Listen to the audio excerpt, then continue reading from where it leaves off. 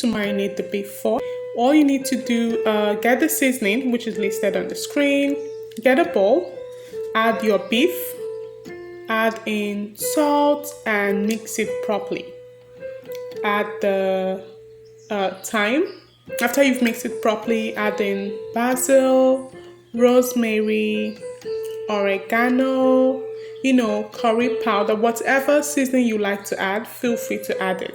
But here I'm using thyme, basil, rosemary, oregano, garlic powder, curry powder, pepper, and I also added onions.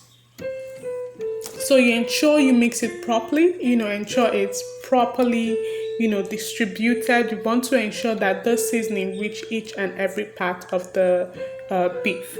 You do have the option to blend, because what some persons do, they just blend the seasoning together and then pour it in the beef and apply to the beef, the chicken or turkey, and allow it to marinate.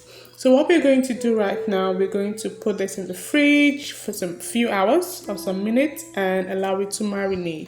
If you like this, give it a thumbs up, share and subscribe. Thank you so much for watching. See you in the next video. God bless you.